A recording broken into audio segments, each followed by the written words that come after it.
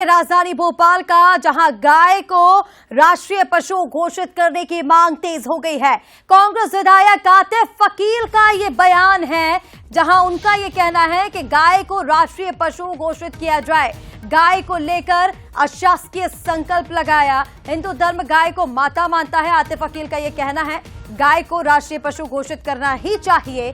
गाय की मौत हो जाए तो उसका अंतिम संस्कार भी पूरे विधि विधान से किया जाना चाहिए। चमड़े का व्यापार भी बंद होना चाहिए, आतिफ फकील का ये कहना है। तो देखिए, भोपाल में कांग्रेस विधायक आतिफ फकील का बयान सुर्खियों में है, जहां वो गाय को राष्ट्रीय पशु घोषित करने की मांग उठा रहे हैं।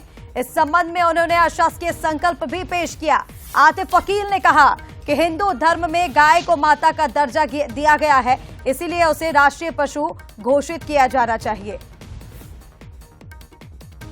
मैंने अशासकीय संकल्प लगाया है गाय को लेके कि गाय को राष्ट्रीय पशु घोषित करना चाहिए। हिंदू धर्म अगर माता मानता है, हम उसको सम्मान करते हैं। राष्ट्रीय पशु घोषित होना चाहिए। अंतिम अगर डेथ हो जाए तो अंतिम संस्कार भी हो, और चमड़े का व्यापार, इस चीज़ का व्यापार भी बिल्कुल बंद होना चाहिए। इसके लिए 2017 में मेरे फादर ने भी लगाया था, और उस टाइम भी भाजपा की सरकार थी और बहुमत के कारण वो संकल्प पारित नहीं हुआ था।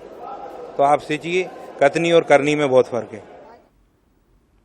और चलिए, इसी पर और ज्यादा अपडेट्स के लिए एग्जीक्यूटिव एडिटर मनोज सैनी जी हमारे साथ लाइव इस वक्त जुड़ रहे हैं। मनोज जी, किस तरह से आतिफ फकील की इस मांग को देखा जाए, क्योंकि जो मांग की गई है गाय को राष्ट्रीय पशु घोषित करने की, इसको लेकर के चर्चाएं तेज हैं और इस मांग ने धार्मिक और राजनीतिक दोनों ही बहस छेड़ दी है।